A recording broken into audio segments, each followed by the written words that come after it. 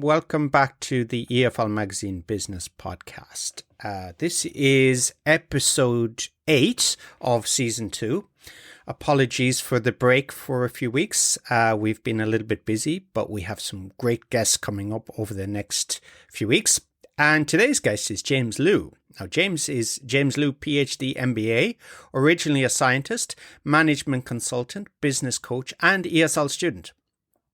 He empowers teachers to get their own students online and build a 6-figure teaching business. And since 2019 has helped thousands of teachers go independent and charge what they're worth.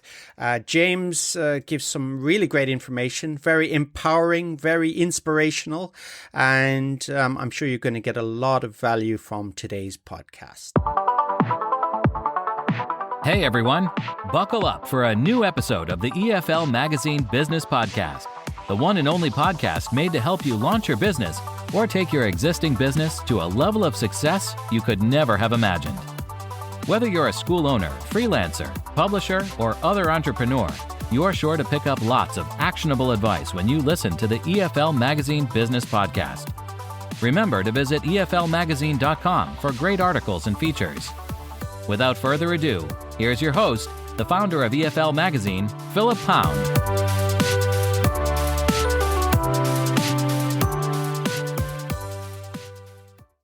Hi, everyone. Welcome back to the latest episode of the EFL Magazine Business Podcast. We're getting into winter now, and it's my great pleasure to introduce James Liu to you. James is the CEO of Bowie Strategy, business coach for teachers. And so did I pronounce it right? Did I get my tones right? Bowie? What's the correct Very word? close, very close. So Bowie is my father's first name. Oh. And yeah, he has his own business in China. No, Bowie something, right? The business. And I want to continue with that. So that's why I got my business, Bowie Strategy, and registered in the US. Gotcha. Yeah, because I was looking at the Hansa last night and I was saying, what's this one way? And then I was thinking, is it Weibo? No, and he kind of did the reverse on that. No, it's just your father's name. Yeah, first name, yeah. Because it looks a little bit, when you see it first, Bowie Strategy, doesn't it? You know, but that's... Yeah, a lot of people thought it was BOWEI or IE. Yeah. So it's not, it's EI, BOWEI. Yeah, I know it caused some confusions, but unfortunately, I would just stick to it. Yeah, that's the best thing. It's your signature. So tell me a little bit, James, about you. There's so many things to get into. And as I mentioned before we started recording, I have to thank Paul Soloway and Herbert Gerzer for, putting me in your direction. And I reached out. Isn't that what Americans say now? Reach out. Don't say contact anymore. I reached out to you on LinkedIn a few weeks back, and I know you're very busy, and it's great to have you on. It's a privilege. So I just want to kind of dig in about you, because as I said, I had a quick look at your LinkedIn profile, and it's fascinating. So can you kind of go back a little bit and... Sure. I want to thank Paul and Herbert too for connecting us. This is a great opportunity to meet your audience and introduce myself and my business. So yeah, my name is James Liu. I wouldn't call it fascinating about my profile, but it kind of a little bit complex because I had a different background, different careers before I started this business. So originally I'm from China. I grew up in China, went to school in China, graduated from college in Shanghai. Then that was about 15 years ago. I applied for schools in the US, got here for my PhD, and also did an MBA at same school, Wake Forest University in North Carolina. So yeah, I think I was trained to become a scientist in a way because I majored in physics, biophysics all the time. I spent like 10 years on the subject, did a lot of research. I published, I think, almost 20 papers about what I do, the research, all that. And then there's some opportunities when I was at Wake. I applied for this MBA program. It's a PhD MBA program. I got in, and it really opens my mind, opened my world to this business world. I was always interested in, because my father is entrepreneur himself. So I've been influenced by him. I always know, I wanted to start something myself. Even as a scientist, I wanted to have my own thing eventually. So after I graduated from Wake Forest, that was, I think, 2013. I had two different paths. Either I can just do the postdoc, continue the research in the academic world, right? Or I can get a job and start doing something in business. Then I made a decision to do the postdoc for a couple of reasons. I got invited to the best lab in my field in the world at Harvard. So that's a great opportunity to really meet the best people in my fields in the world.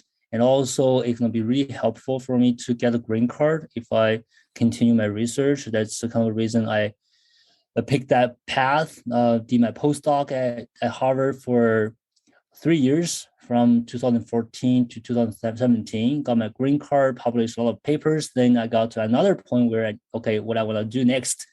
Do I want to continue so I can become a professor at some universities, in the US or somewhere else, or I make make a transition to the business world eventually, right?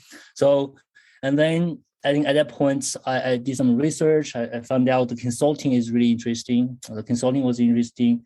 And my background works really well, because I can easily find a consulting position in the science, science background, because consulting, in the consulting industry, these companies like people with scientific backgrounds, because they do a lot of research right there. So then I got a job in consulting, management consulting, working with pharmaceutical companies, biotech, medtech. I did that for 2 years, mainly focusing on marketing, sales, pricing with these corporates, how they launch their new products, how they price their products, how to enter another market. A lot of different things, very fascinating to me. I learned a lot in 2 years, and then that took us to 2018, end of 2018. That 2 years after consulting, at that time, I just got another point where I think, okay, what am I gonna do next? Right? I can continue in consulting, become manager, senior manager, partner eventually in 10 years probably, or I can finally do my thing. And luckily, I was working with my own ESL teachers at the time. So just, since I got here in the US, been taking lessons with English teachers throughout this whole journey, all the time, because my English was really bad when I got here, first got here in the US, and I know I need to work on it if I want to be successful, right? So I've been working with my ESL teachers all the time. Then in 2018, some of my teachers start telling me what's going on in this industry, company coming in, and teachers feel like, oh my God, my price, I have to reduce my price all the time in order to get students, or I'm not getting any students anymore because these companies taking over, and these platforms, they're just pricing us. So all of things happening. And some of my teachers, they were like, hi, James, I don't think I'm going to teach you anymore, because I need to go back to my previous job. I just can't lay with this job, this online teaching job anymore. I was like, hey, wait a second, what's going on, right? Because I was in marketing, sales, pricing at the time. I kind of know what's, kind of principles, what people should do, online marketing, all that. I was like, hey, tell me more about it. So what's happening in this industry? And they were like, all these things happening with companies, the price, all that. I was like, let me take a look at it, right? So I did it for free with some of my teachers. So let me just take a look at what you are doing right now, and hopefully I can help you. And then we kind of strategize, things they can do, and boom, they got really good results. They're getting students that are charging 3-4 times of what they're getting from the platform, the company. They were like, oh, this is amazing, James, and it should definitely help so many more teachers out there, just desperate teachers out there, help them. And I don't think anybody knows about all this stuff. You just told us, right? So that's kind of an idea. And then I was like, okay, I can leave this idea. I can just let it pass. I'll find another business idea maybe a couple of years from now, or I just secure it, just work on it, right? So I think that's the reason I started my business, this business in January 2019. I was okay. I left my job and then started this business. Okay, let's focus on this niche, helping teachers. I started with ESL teachers, helping them. Then I did a lot of one-on-one coaching, got almost 40 clients in 2019. Then we launched group training in 2020, the Teach Entrepreneur Challenge, 21-day challenge. And it's been 3 years almost. We've helped over 2,000 teachers so far. And we have a very close community of 500 people, 500 teachers in our community where we work with them very closely every day. And a lot of teachers have charged over $100 an hour.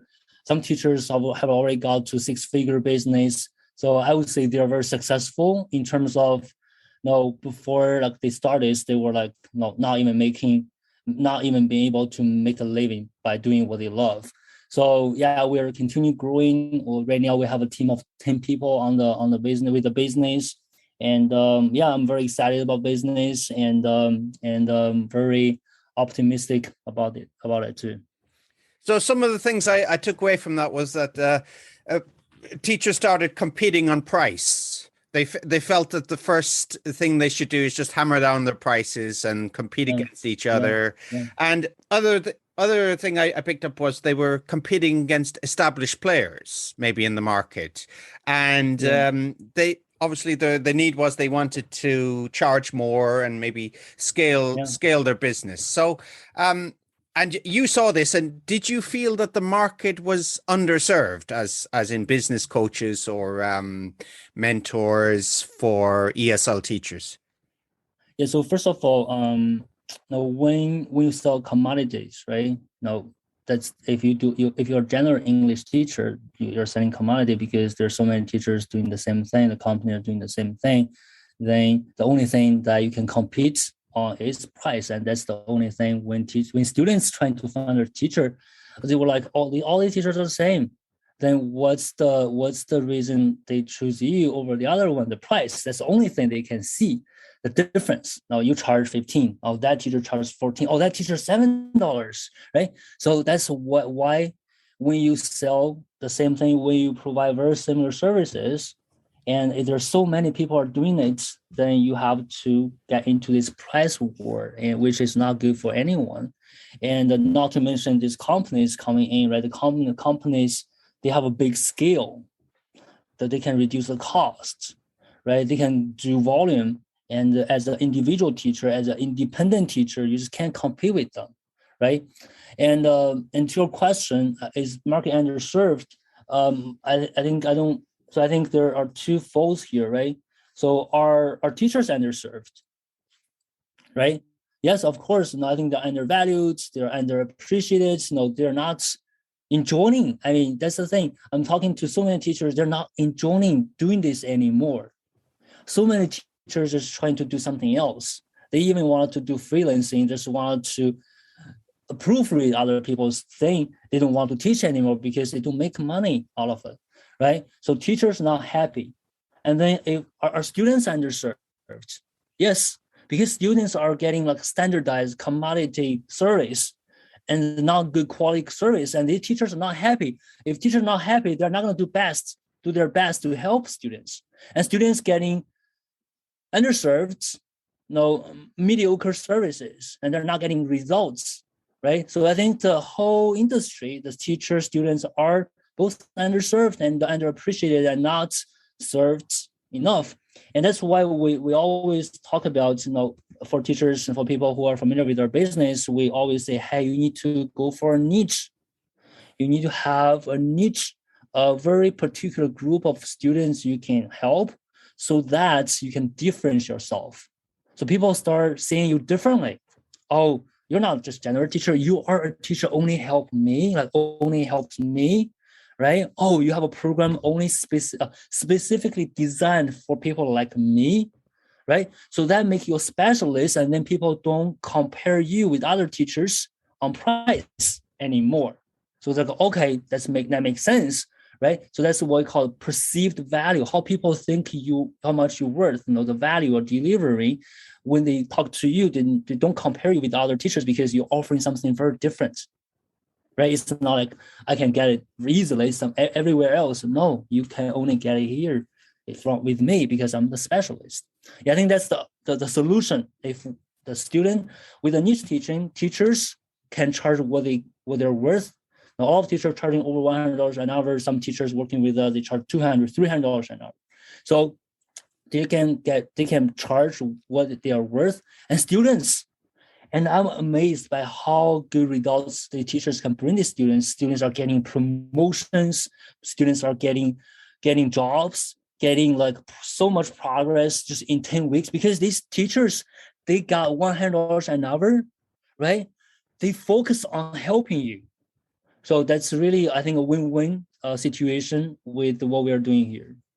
Okay, so it's not just the individual teachers, but it's the market itself, isn't it? So what we're saying is you can compete with the huge companies on cost because, they can scale and they can, they can charge a cheaper price. They can have loss leading prices if they want. They can have giveaways, monthly flat rates. And you can't. They can even doing business losing money. They don't care. If they want to kill you, they kill you first, and then they increase the price, right? So they have much more power than independent teachers. They can survive without making any money in 1 year because the investor is going to just keep putting money into the business. And for all the independent teachers, you can't even survive 1 month without making any money, right? So that's totally two different magnitude, like not on the same level. That's a good point. So this was leading up to the next question, and this was kind of related to that. I've spoken to a few school owners, managers, and they've had this problem in various countries around the world that they compete against bigger chains, and they may have quite established bricks and mortar schools, quite good size, retention of students, but they're always at a disadvantage with the bigger players. So how would you, for an established school that's maybe in this market, if they wanted to pivot in some way, what kind of advice would you give them that, they're already there and they need to get, scale to another level? Yeah. So I think similarly to independent teachers, either you scale, you become as big as your competitors, so you can compete them on the same level, right? That's one approach, but I think most schools teachers can't do it because that requires a lot of funding, a lot of resources to do it, right?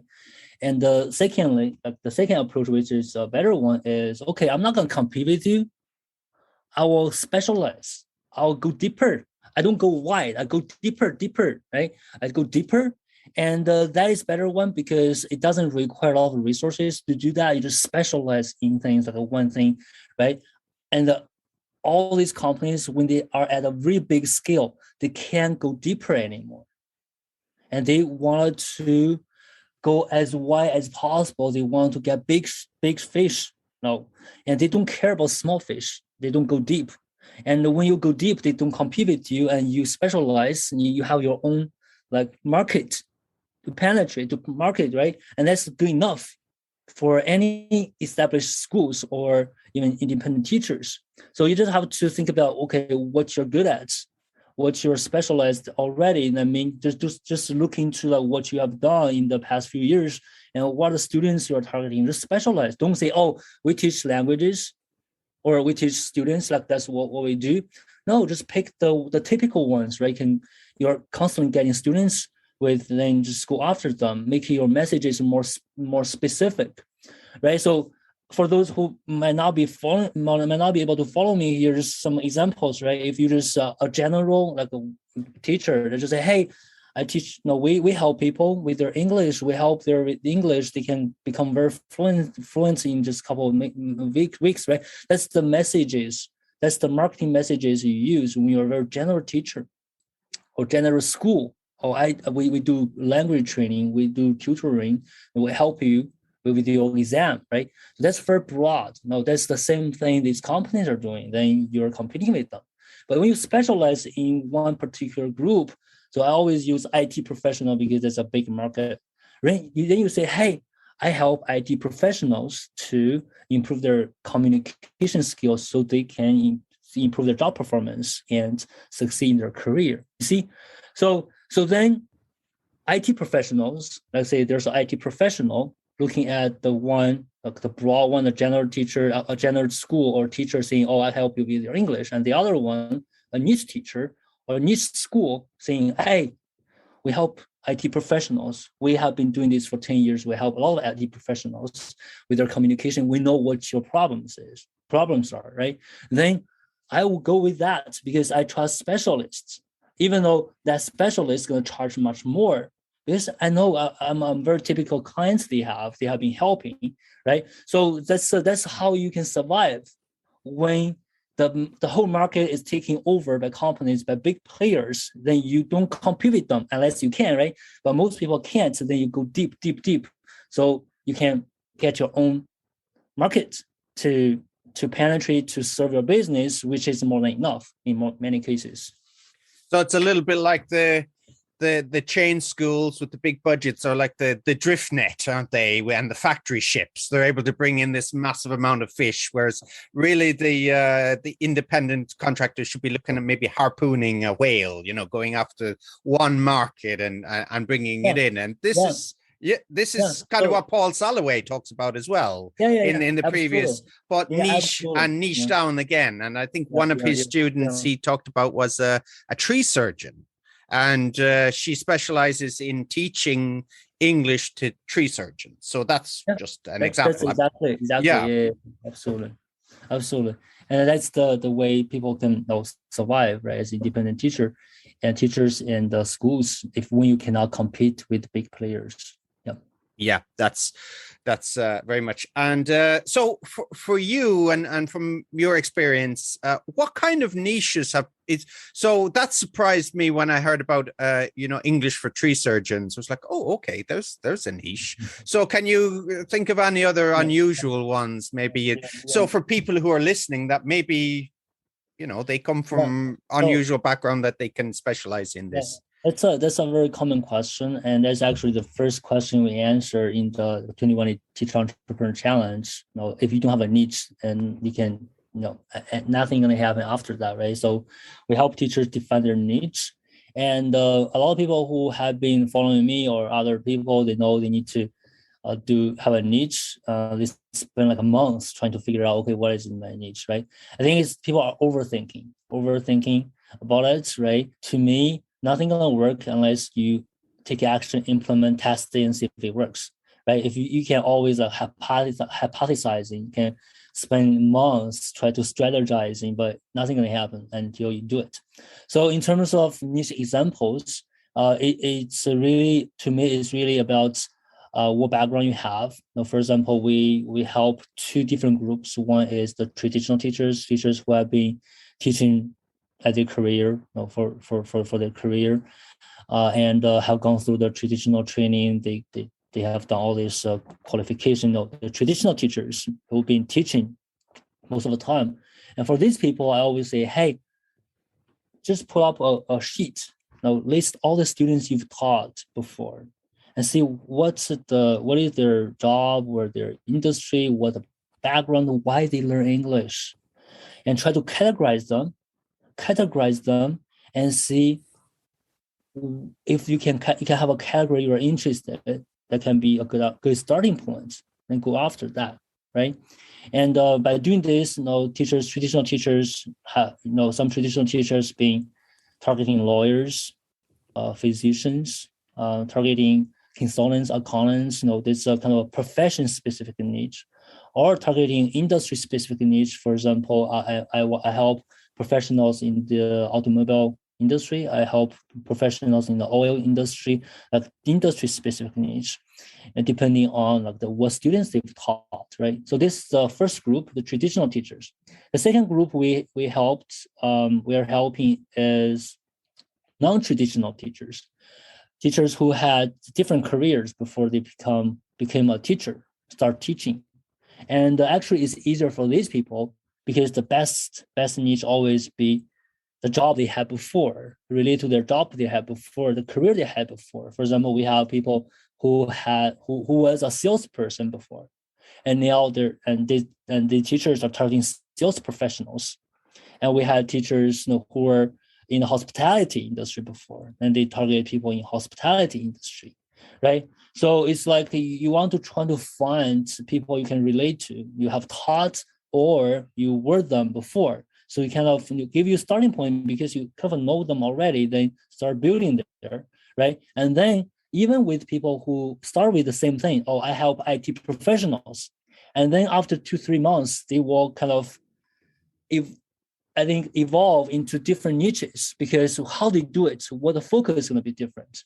And then I help IT professionals, and then I'm good at presentation. Then 2-3 months, two, three months into it, they focus more and more on presentation. And some people, I'm really good at accent modification. Then they actually focus more on the pronunciation. And then even with the same IT professionals, they have different. It's about what they teach is different. Even teachers who have the same what to teach, the approach can be different. Now, teachers might teach accents in many different ways. It's not like one is better than the other one. It's not. It's just like different approach, and that attracts different people. So that gives the 3 questions I always ask. Hey, for teachers who want to define a niche, you need to ask 3 questions: who I'm going to teach, what I'm going to teach, how I'm going to teach it. Right, 3 things, and that defines your niche. And that gives a lot of creativity. For example, there are teachers now teaching students with using games, using video games, using music, a different approach. And what they teach can be also different. People are doing communication efficiency, focusing on word choices, sentence structures, right? And also a lot of people are combining culture and the communication, the language together.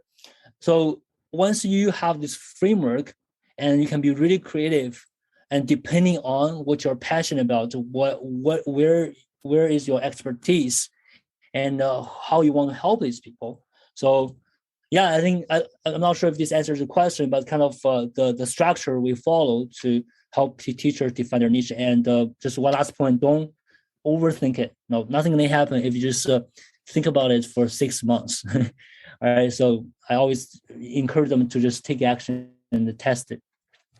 Yeah, and that's a nice segue, James, because that's something I want to come on to. So for teachers starting out, overthinking. So overthinking can be, analysis paralysis, as you probably know from your consulting days, is that nothing gets done. But then there's another overthinking. It's actually doing too much, isn't it? Becoming too diffuse and going in too many, trying to chase what they say here in Japan. It's chase 2 rabbits, catch none, isn't it? Is that really, you have to get people to be super focused, like in the Serengeti with the lion just chases one antelope and whatever else goes past him. Absolutely. So I think that's the next level. A lot of people get to us, work with us because they want to get students, but they didn't realize what they're doing is actually starting a business. And on top of that, you're not just starting a business, you're transforming yourself from teacher to teacher entrepreneur. So that's another level. So a lot of teachers that have been very successful right now, and then when they look back, they were like, if you ask me what is my best, I think my best achievement in the past 2 years, since I started this business, I'm not going to mention that I'm making 6 figures. I'm not going to mention that I'm charging like $200 an hour. I think the biggest achievement is that the fact that I'm a better version of myself now, and I think differently. I behave differently. I react to things differently. I'm more focused. And I have a better mindset that help me succeed in many other things. So to me, having a business is not about having a business then make 6 figures, 7 figures, the money. It is really a trial to me. So if I can succeed in the business, I'm actually becoming a better person, a better version of myself, which is more of the result I'm looking for. Now, I can have multiple businesses, right? But I'm actually using the business to make myself become better and better every single day. So that involves all this mindset you said, right? If you can't even be consistent on doing one thing, you wouldn't be able to become a successful entrepreneur. You wouldn't be able to have a good business. If you just get distracted so easily every day, you can't even focus on one thing for 1 hour, you're not going to be successful in your business or in anything, to be honest, right? So this is the thing. A lot of teachers, they struggle a lot at the beginning of this journey. They don't even get one student, but they appreciate everything every day because they're finding themselves like changing every day. It's like I always say, people always, I want to have a 6-figure business. I want to be that successful. But to me, you wouldn't be that successful. You wouldn't have a 6-figure business until you become that person that is good enough for the business. So you have to change yourself first in order to have that successful business. It's not like, oh, I get a successful business, then I will become the successful person. No, you need to become that successful person first so that you can have that successful business. So that's a lot of people don't understand it. So that you made a very good point here. All these mindsets, being focused and being consistent. Don't overthink. It's not only for the business, it's for yourself to succeed in your life. So when you leave this world, you didn't waste your time here, right? So that's how I see it. It's kind of like the Bruce Lee quote, isn't it? About not learning 100,000 moves, but doing one move 100,000 times, isn't it? Practicing it, Exactly. Yeah. So just start off that way. So that's something I actually had written down here as well about. It sounds a bit woo-woo, but we were talking about levels of consciousness. From being, somebody maybe at bottom or maybe working for some of the bigger online schools, and then suddenly to where you're making those 6 figures. So what needs to happen? What kind of change in mindset needs to happen? Yeah, changing mindsets. I think everyone has their different challenges in mindset, but after working with so many teachers, if we only speaking of teachers, right? So the number one, the top one, I think is the imposter syndrome. I think that would be the number one, just because how the industry has evolved, how the teachers have been treated by the industry, by the students, by schools and companies. They don't see themselves worth that much anymore. They're always like, "Hey, James, I just want to make $20 an hour as I used to do." I was like, "Come on, you can do better." So when I tell people, "Hey, you can charge over $100 an hour," no, I remember when I first started in 2019. I always tell people, "Hey, that's the goal. You need to make over $100 an hour teaching English, teaching ESL online." They're like, "Hey, stop kidding me. Nobody can do it, right?" And you know what? So many teachers working with us are charging not only 100, 200, 300, right? So if you can't overcome the imposter syndrome, you don't even think you are worth that much. Nobody gonna pay you that much. Nobody gonna appreciate you that much, because you can't even appreciate yourself enough, right? So you can't ask people to appreciate you. So imposter syndrome, that's a big struggle for a lot of teachers, but you just have to understand you wouldn't be able to overcome it overnight. It takes time. You have to practice. You have to remind yourself. A lot of teachers who have been working on their business for a year, they always say, I'm still having this imposter syndrome. Sometimes I got invited to an event and speaking to like 100 people. I'm not very confident. I'm not very comfortable. I don't know. I'm good enough to do this, right? But then you have to remind yourself, okay, I don't know if I'm good enough, but if I don't do it, I will never know. So you just have to push yourself and do it, right? So this is number one, imposter syndrome, which is a big one, because that stops so many people from actually taking action, implementing, because they don't feel like they're good enough for a 6-figure business. They were like, "Hey, James, stop kidding. If I can get maybe $1,000, $2,000 a month, I will be so happy. Yeah, if that is your goal, you're making probably $500 a month, right? So that's one thing. The second one, I would say perfectionism.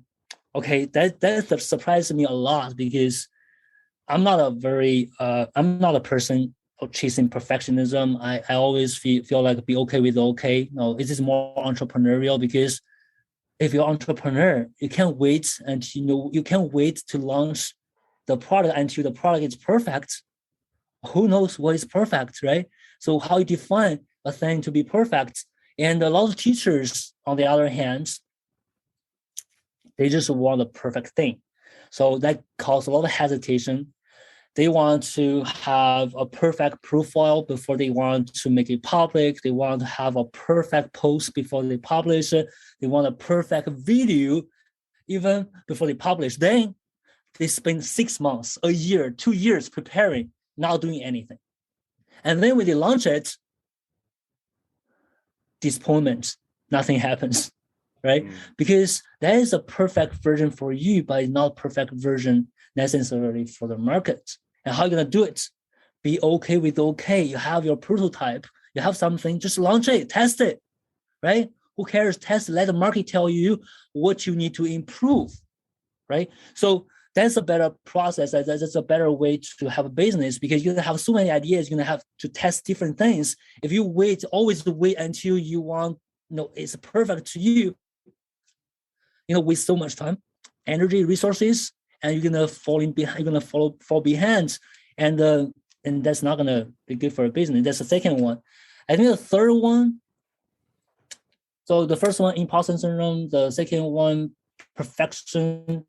I think the third one will be, I think a teacher mindset. That's kind of a new one to me. A teacher mindset when it comes to marketing themselves, when it comes to marketing, online marketing, when it comes to do sales, they still see themselves as a teacher. So teacher, think about this. We're launching this 7-day social media marketing right now. So one of the things I talk a lot is when you're on social media, you don't want to be a teacher. Nobody get on social media to listen to a teacher, right? I finally graduated from schools. I don't want to deal with teachers anymore. I don't want to learn anything on social media. So a lot of teachers, when they post, they were like, "Hey, today I want to talk about this and this, and hey, you need to learn this and this."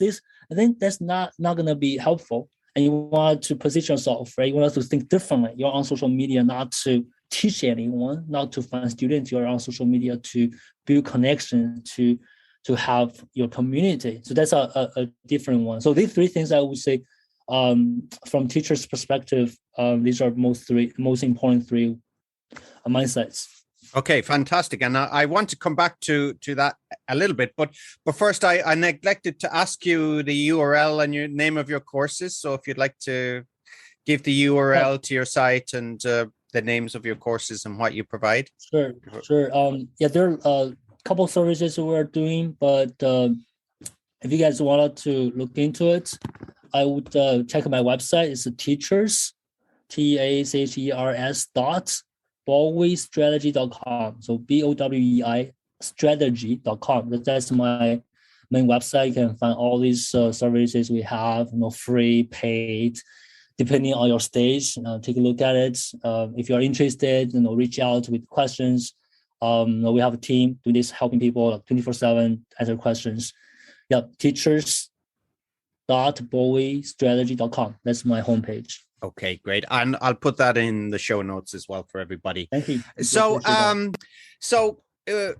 what you talked about, imposter syndrome, perfectionism, and the teacher's mindset. So, it's fortunate when teachers are conscious of these things, isn't it? You're conscious that you're doing these, but sometimes, teachers, entrepreneurs, we're not conscious, and we need someone to call us on our procrastination or however we manifest this unconscious force of, uncertainty or aversion to change or, perfectionism, isn't it? So we all need a mentor. How about you? Have you yourself mentors that you go to, partners? Who do you?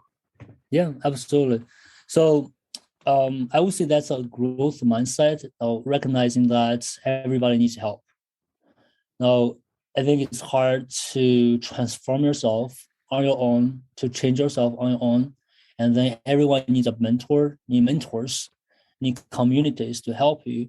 So when I started this business, before I started this business in 2019, like when I had an idea, okay, I want to try this because my teachers say, my teacher have told me that this is gonna work because so many teachers gonna like what I do. So the first thing is not okay, I'm gonna register my business or have a website. No, that's not the first thing I did. The first thing I did was go online and just Google things. Who's doing this type of thing? Who is the best person succeeding it in this coaching industry? Like who's the best business coach out there? Right? I did my search and my research, and then I found a couple, and then just paid the course. I remember I didn't even make any money at the time from this business. I paid like $2,500 for a course, a video-based course. Was this a teacher? A teacher? No, no, it's not for teachers. Okay. It's not for teachers. No, there's no course for teachers at that point, right? So the course is for like a very general business coaching, how you do online business, how you start a 6-figure online teaching business. That was the course about. Then $2,500 invested in that course. That course is like 8-week course, like 8 weeks, segment 8 weeks. I finished it in 4 days. I was like spending probably 20 hours, almost 20 hours a day. So I was like so thirsty. It's like I just wanted to know what's going on, how they do it. It's fascinating what's happening. And it's very easy for me because I already know all these principles because of my MBA background, the 2-year consulting background. I understand very easily. But it's more like I need to know the proven system, like what people do this, right? I can come up ideas myself, I can test it, but I don't want to do it myself. I don't want to make mistakes. I want to be where they are in just a couple months by taking the course, right? So I taking the course, there are some mentors, people I talk to, ask questions, the community I can ask questions. That really helped me when I first started. Although I'm not that evolved in the community anymore because I'm actually doing better than most of the people in the community. So, but that's very essential to me. At first, you have a mentor, you have a course, you have some training to rely on. Then it's up to you how you want to implement. So you understand the principles. Okay, these are the things people are doing that works right now. Okay, I'm going to implement. I will revise. Because every niche is different. The approach might be different, so I can be flexible. I will test different things and then make it work. And after that course, that was end of 2018, the very first course I invested to help me with this business. I invested in another course that was I think early 2019, where I get to the stage where okay, I got a lot of one-on-one clients. I'm doing a group coaching. What's my next step? Where's my next step? I kind of implement everything I learned from the course from other people. Okay, what is my next step? How can I scale? So I invest in another course. So now I can't believe I actually did it. It's like $5,600, $5,300. I invest in another course because I need it. I get to a point where I can try everything myself. I can scale, but I need to know how can I get to the next level in just a few months by following a proven system. So I invested in another course, $5,600. And you know what? I made the money back in just 2 weeks. Did you give them a testimonial as well? The testimonial as well. So because they're doing a good job. The course. And through the course, I know a lot of things they talk about in the course already, but I get reassurance like, okay, it's going to work. And give me confidence. Okay, I need to keep going, right? And also some very minor things like very tweaks I didn't know that can get me better results, right? So it's I think for all the teachers, that's another thing. Maybe if we can call it mindset is the growth mindset. You need to realize, you need help, and you need to realize following proven system, following what other people are using or are doing that is already proven, and save you time and actually money. So without investing in these courses, probably I wouldn't be here like where I am right now in 3 years, right? Without these courses, probably I'm still like trying things myself. I'm making progress, but not gonna be as fast as I want it to be. So these are the growth mindset, always looking for growth opportunities and recognizing there are people better than me. I need to learn from the best so I can become the best. So yeah. And what you touched on something really interesting there was a proven system. So, and this is something I fall prey to, and I've been reading recently. Alex Hormozy. I don't know if you know Alex. He's on YouTube, but I'd really recommend his books and his YouTube channel as well. I'll put a link in the show notes. But he touches on something which was really relevant to me. He said that, if a mentor says something to you and says, this is how it's done, this is what worked it before, don't question them. Say, this is it. Don't say, well, actually, no, it doesn't work in my experience, in my way. Just say, just listen and do it. Would you go along with that? Exactly. So you should question, you should always question things. But when your mentor tells you, hey, do it, you do it first, then you raise questions, because you can't raise questions without actually testing doing it, right? In your experience, if you know if it's work, probably no, if you're right, then this is not a good mentor. So when somebody tells you to do something to test it, you do it first, and then you will get some feedback. If it's not working, raise questions. Oh, it seems like not working, but you can only do that after you actually test it, implement it, and take action. Yeah, I totally agree with you. Would that be maybe a frustration for a mentor? Because sometimes you get the blowback and you're like, oh, well, I don't know if I can do it. It won't happen.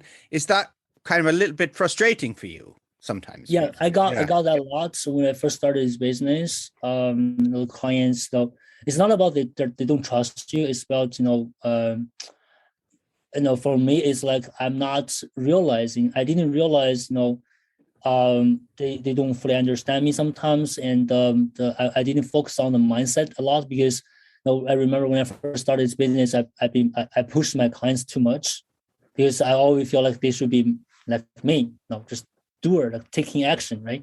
So, and then I got a lot of pushback. So then I have to learn how to work with teachers, right? Understand what their struggles are, so I can solve them first before asking them to take action. Which is a mindset oftentimes, right? And the other thing is, later on in the business, once you are more established, so it's like we don't work with anyone. If you're this type of person, just doubt everything, like just don't take action, no, I just can't help you, right? Or with the money invested, it's not possible for us to spend so much time just helping you with these things, not making any progress, right? So yeah, I think we are at a stage where we know if you are that type of person, we just can't work with you. It's not like nobody can work with you, just we can't and we don't want to, because there's so many other teachers we can easily help, and I think that's better use of our time to do that. Okay, so we talked a little bit about the challenges that you've noticed teachers have, with mindset and imposter syndrome. So from your experience of consulting and in the science world, what positives can teachers bring? Yeah. So okay, that's a good point. So it's not like there are no positive things about teachers at all. I know I've been talking about the challenges, the obstacles, the mindset. It feels like teachers are not good for the business world at all. It's not true. Okay, so the positive things, I think one which is the first one, which is I think most important thing for having a successful teaching business, is the fact that teachers are so willing to help. So I think that's the biggest part I appreciate a lot when I work with teachers. They were just willing to help. They have a really good mindset in terms of helping, supporting, and some of them they are even willing. They are even want to help without asking for money, which is not what we suggest usually. But the fact that they want to help is very critical for the business, because you have a business, you have a coaching business, teaching business, and end of the day, it's about helping your clients, right?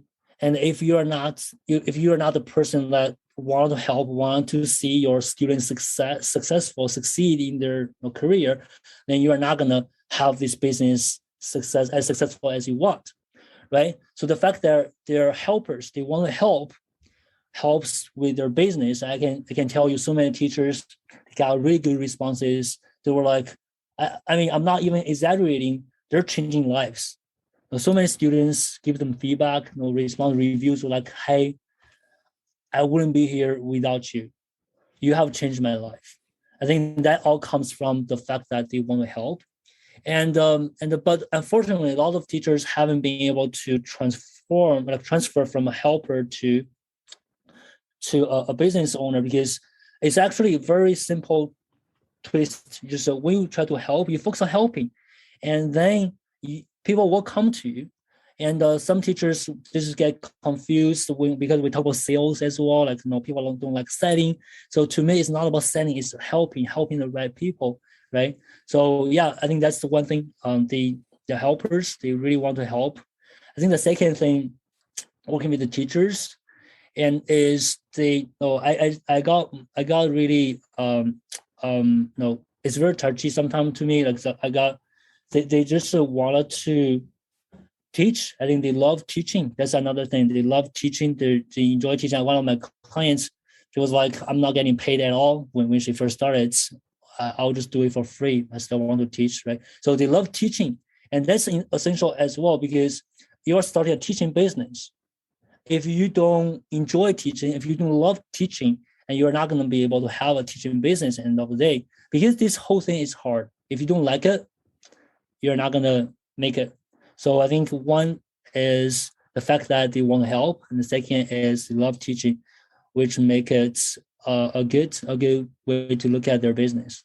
Okay, fantastic. And I can relate one story actually from a ex-student of mine. I was talking about prices, and it's this whole thing about price and value, and what teachers can actually give. And I was talking about courses like IELTS, GMAT, which you've probably done, for MBA, and GRE, SAT. And I said, I asked this ex-student, I said, how much would you pay for this course, for example, of a school? He said, if I want to pass a TOEFL test, if I want to pass GRE, GMAT, whatever, he said, I would pay any money, because that's what I want. I want to get my job I want to get my green card. I want to get my job.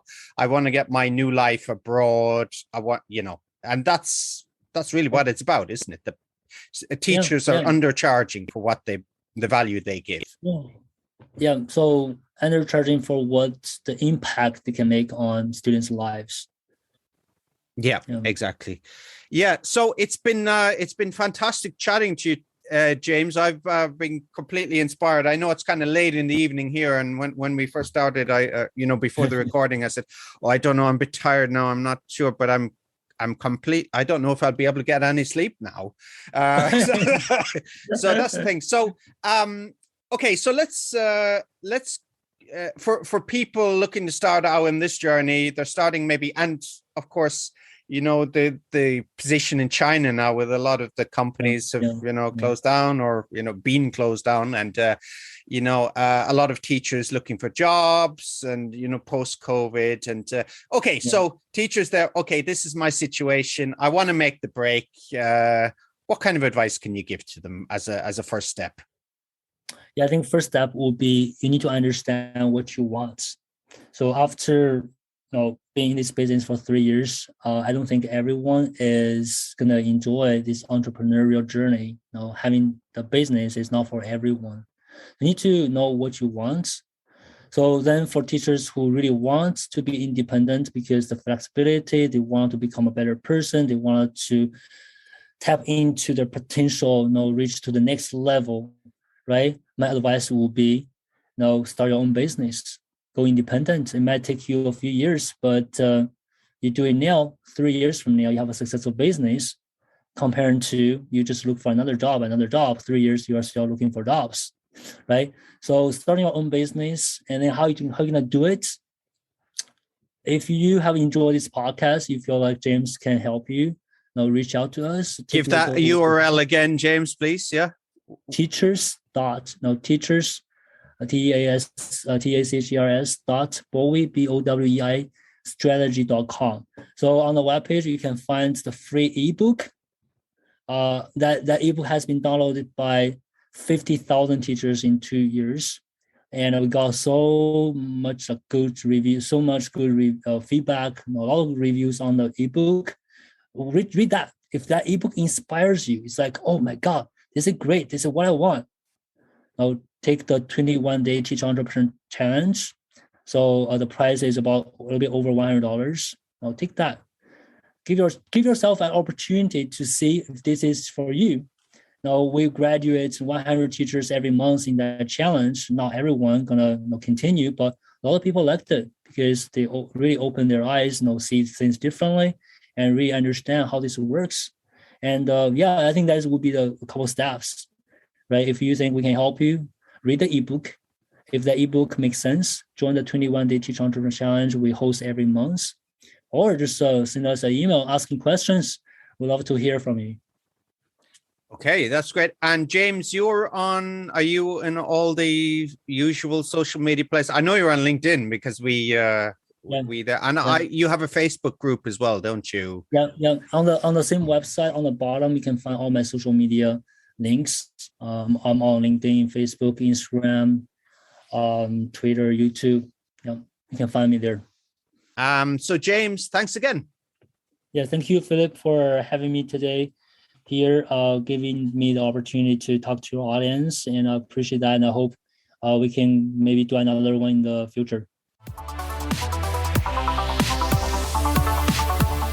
Thanks for listening to the EFL Magazine Business Podcast with Philip Pound. For more great advice and resources, check out eflmagazine.com. If you found this podcast helpful, be sure to subscribe so you never miss an episode. See you next time.